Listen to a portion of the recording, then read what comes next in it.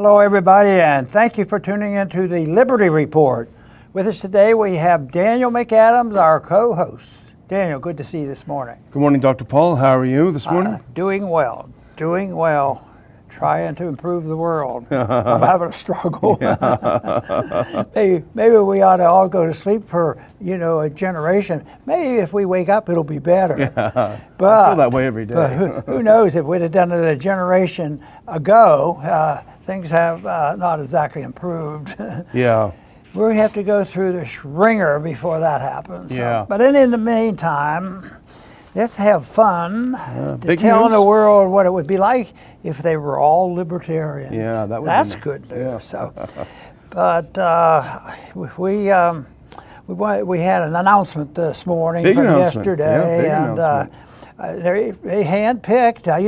The one thing good about the Democrats, they believe in democracy. And we complain about democracy. Pure democracy is not any good, and the Democrats are proving it. That's true. So, but they still pretend that the whole thing is to stop Trump, stop democracy. Yeah. And I don't think they followed the rules, even their own rules, about democracy electing their leaders. Yeah. Kamala just sort of, got by without votes.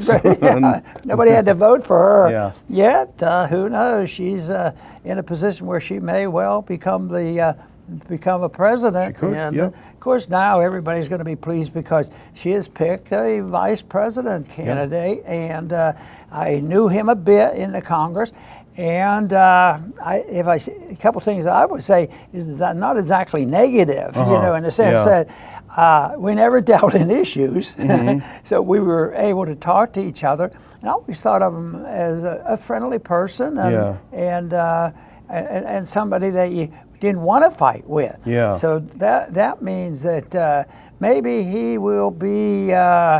A major benefit, more so than most people think, for Kamala. Yeah, And he certainly would be in contrast to some of the personality traits of the Republican candidate. Yeah, less bombast, I think. Yeah. He has kind of that Midwestern kind of, calmness about him. I mean, that's what it seems like. The big question is, will the prevailing evidence reign and people realize, the border isn't doing that well. Yeah. It's not protecting us, and the economy is not doing well. The one thing that has been in the news has been that this sudden change in the economy and the atmosphere and all, yet that if it's ushering in, which I believe it is, an extended and acceleration of a weakening economy, which they've been in denial because the numbers are out there, but the lying hasn't gone away. But that's backfiring on them too, because a lot of people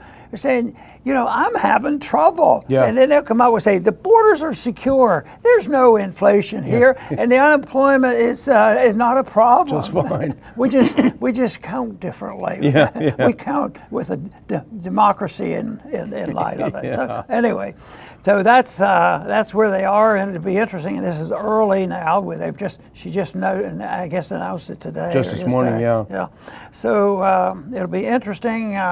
And will truth prevail? That would be the question. And truth has had a difficult time prevailing for a long time. And I remember. You worked a lot with progressives when you were in the House. I don't remember Tim Walz being involved in any of the press conferences, or maybe more of a party guy than a reach across the aisle. Yeah, I don't ever remember talking to him about issues other than polite conversation. How are you doing today? Yeah. He has a calm demeanor, a nice demeanor, I think. The other thing he has going for him is that he was the highest-ranking military officer to serve in the Congress. He was a command sergeant major, non-com. Yeah.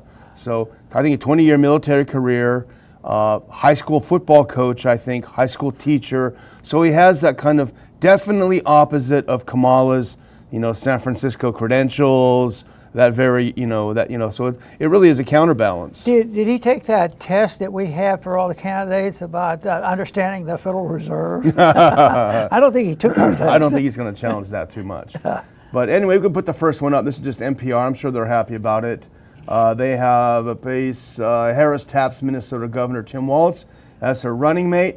Now, I think the things that we've said have been generally positive, but I think we have a taste of what the right wing is going to do, what the conservatives are going to do.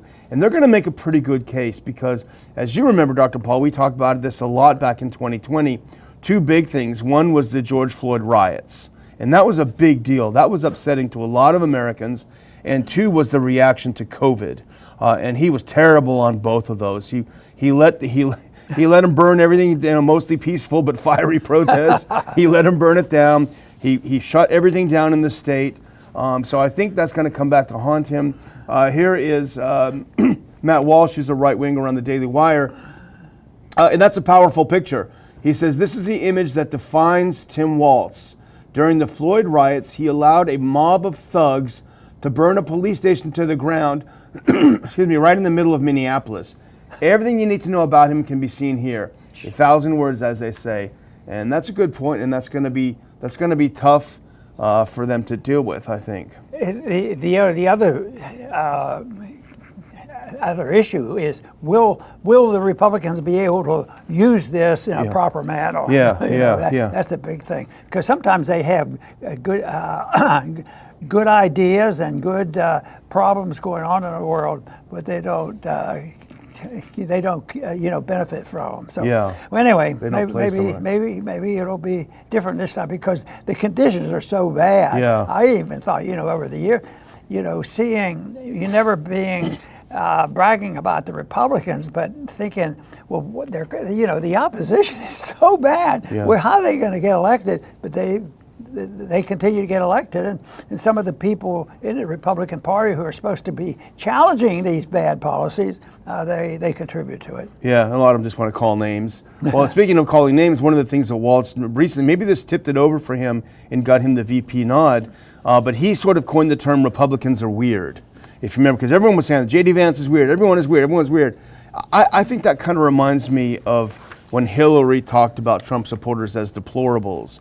Because, it's kind of like, look at the source. Look what the Democrats are like. Look at the kinds of people they've got. There are some weirdo Republicans, there's no question about it.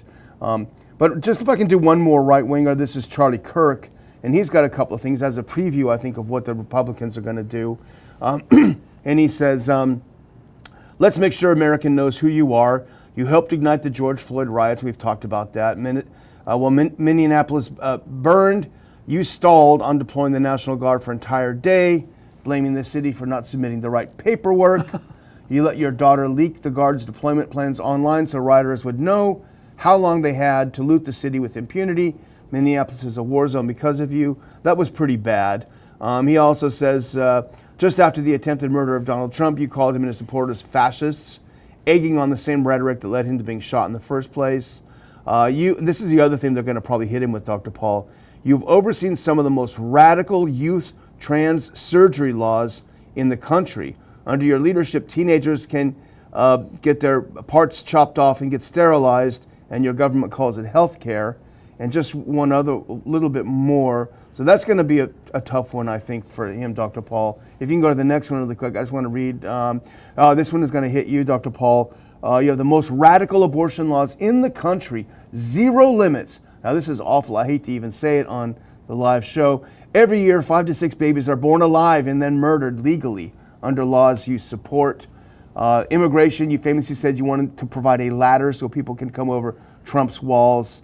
Fraud during the COVID era, et cetera, et cetera. So these are some of the things that I think they're going to pick apart. And there's a lot there. I'm sure he's a supporter of what the Olympics have done recently. Yeah. That is sickening too. Yeah, no kidding. That was pathetic. And to think that there was a time when you had a drop of drugs in your system, you were banned for life. Yeah. And here they camouflage it, and they take a male and do some tinkering and drugs and surgeries. Oh, he's a woman now. Yeah. And but he's not a lady, I'll tell you that. He's a what did he do to that's just so sickening. Yeah. It is absolutely 100% opposite of what sports should do, because I'm a big fan of athletics in sports, no matter what level. And this is taking it, and they gave him the medals. Yeah, it's awful. Oh boy, that's terrible. Yeah. Well, one other thing, our friend Matt Kibbe had a nice quip, because one of the things going around is Waltz saying, if you can put that next clip on, and I'm not going to play the audio, I'm just going to read it. He said, this is Tim Waltz, he said, don't ever shy away from our progressive values. One person's socialism is another person's neighborliness. To which Matt Kibbe quipped, neighbors don't hurt you or take your stuff. So that's one difference with socialism, and that's a pretty good point that he makes. You know, that is, that's a good point, because, you know, that is the difference. It's the use of violence to do what they claim are good things. But once you use violence and cancel out all voluntarism, they become the problem. Yeah. They're very, you know, it's the crooked cop. When the government does it, you know, they get special favors, and they always will. If you complain about it, we'll give you stuff. Yeah. Everybody gets stuff until the country goes bankrupt. Yeah. And of course that's what we're facing. Yeah, we're facing. Well, I'm gonna just play one audio clip. I'm gonna skip the first. Well, let's play the first one. It's a short one. It just kind of shows you what the Democrats are also going to have to get over. Because if I were a Republican strategist, and I'm not Dr. Paul, I would say just let her talk. You know, once you listen into her, here she's talking about wokeness. You know, we have to stay woke. Like, everybody needs to be woke. And you can talk about if you're the wokest or woker, but just stay more woke than less woke. Yeah. You know, we have to stay woke. That's enough. That's it. Yeah. That was really funny. Just let her talk. Just let her talk. That should be the rule. Well, and I keep thinking, you know, if we can't change things or point out this type of activity and not reelect them, I mean, it's just hard to believe. But I keep looking for the signal that more people are waking up, and we can find them. Because I think there's a basic goodness in the American people, but they don't understand it. They don't know. You know, they want to say, well, aren't you going to feed the babies? They're starving in the streets. Well, who are you going to steal it from? You know, everything they want to do, you have to steal the money first, whether it's fighting a war, and that argument is stronger than ever before, because we don't have nothing. We don't have anything in the bank. All we have is debt, and all they have there is the Fed printing up money. But it's pretty hard for them to listen to that, but they'll still be sympathetic, because they still want to say, well, we care about people. It's really good to be able to help the indigent. We had to make people, well, the other one that bugs me, we have to make the people safe. And you know, if there's an epidemic coming, we better make them safe, because we have this COVID program. That's really going to help. And they had to use that government force and violence, telling people to distract from their liberties and make things worse. And it's all done in the name of we're devoted to helping the people. Well, we'll watch, and then someone pointed out it's 90 days until the election, so it's going to start getting interesting, I think. And I like it'd be interesting. I'd like to see a debate between Kamala and Trump, and Walz and JD. I think that would be interesting too. I mean, two military guys. It'd be interesting. That would be. That might be. Well, hopefully we'll get to see a little some popcorn. Well, the next one we want to talk about. Something we saw on antiwar.com. Dave DeCamp wrote it up. And it's kind of, I don't know if it's funny or if it's sick or if it's funny and sick, but put that next clip up. So Israel is considering a preemptive strike against Iran. So Iran is expected to retaliate against Israel's original strike on Tehran, but while it's waiting, it's going to strike again, apparently. I don't know. When I saw that, I apologized. This is sort of crazy, you know. It's weird. It's weird, but that whole thing, they can't wait. That tells you that they're not on the verge of somebody working out peace in that area. So that's the sad part. And it's a shame because it's been going on for a long time. And just as the exhaustion of war usually ends them, and the exhaustion is building in Ukraine, but I see they're trying to revive a little bit of enthusiasm for it. They're not going to give up easily.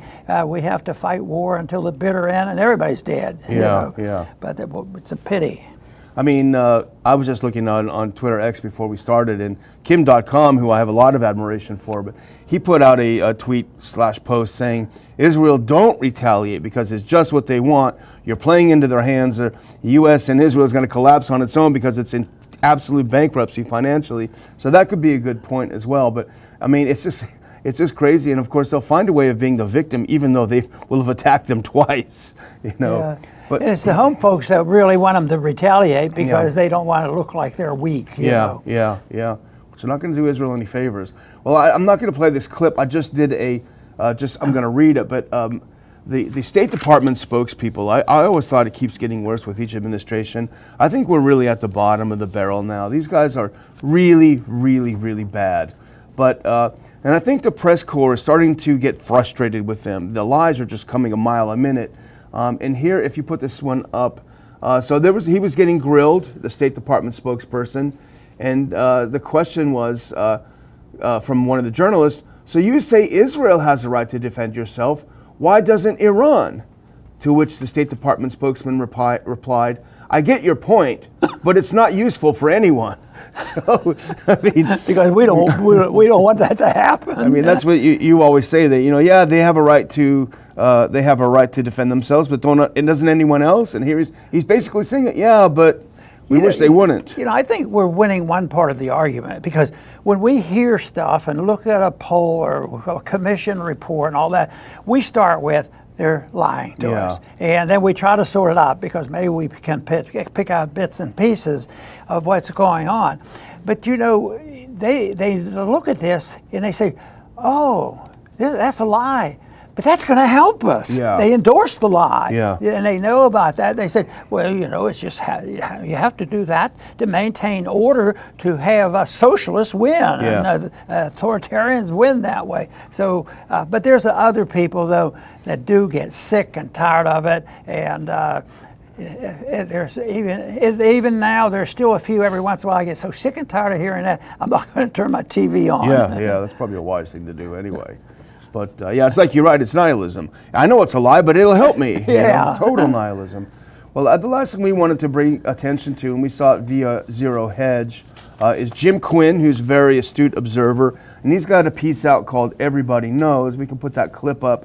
And he starts with a quote from one of the greatest songs ever written by Leonard Cohen in the 80s. And I'm not going to read the lyric, but if you haven't listened to it, if you're not familiar with it, well, you should, because it's a great song. Nevertheless, Dr. Paul, you were really struck by this article. You found it very interesting. Yes, and it's a summation. It's a broad article, and it's philosophic. And I know enough about him that he's trustworthy, and you don't have to say, well, what's his agenda? Well, I know what his agenda is. His agenda is probably very similar to our agenda, and so that's the reason I like what he has to say. And he talks about truth and nihilism, people lying and to try to get ahead and solve our problems.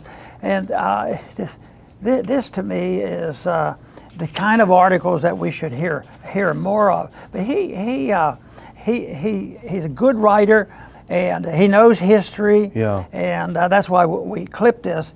But I'd like to just make sure people know about Jim Quinn, read his stuff, and compliment him when you can. And then you might learn about some old songs. I had to admit, I had to ask, well, I don't think I was old enough to know who Leonard Cohen was. But I'm sure I would have liked it. You will like it. I'll give you a CD. You'll like it. Our good friend Adam is a big fan too. But Jim Quinn is the Burning Platform blog. But here we picked it off on Hedge. If I can be indulged, Dr. Paul, if you don't mind, I just wanted to read a line or two from this.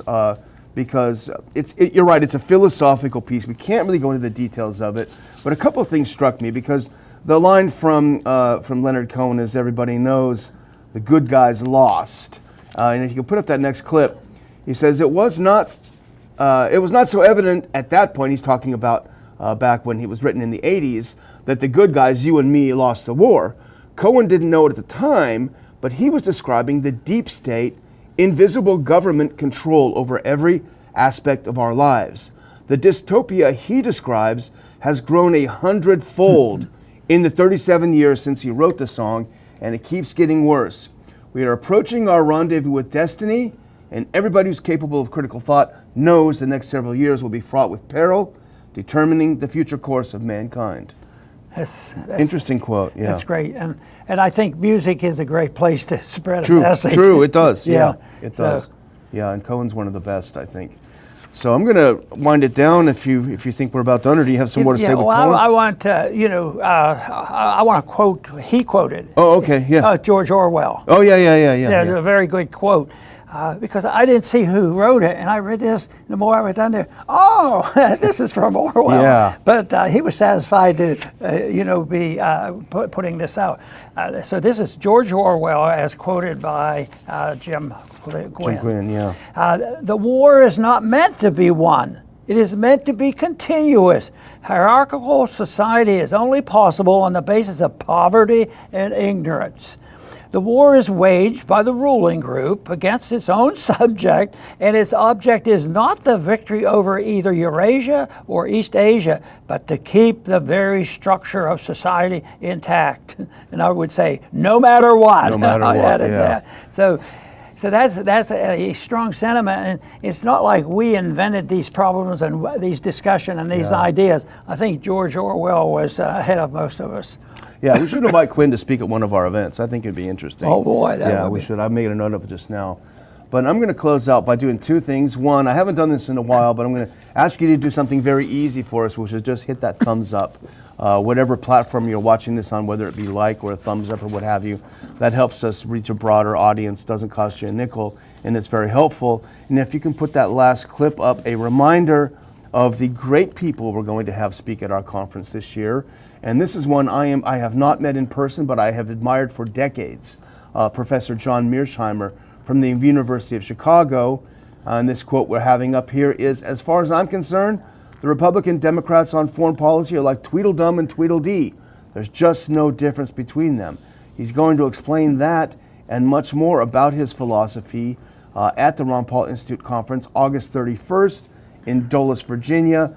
I will put a link into tickets in the description, and I would urge you to get those tickets fast, because every day I look down and see another handful is sold, so that makes me happy.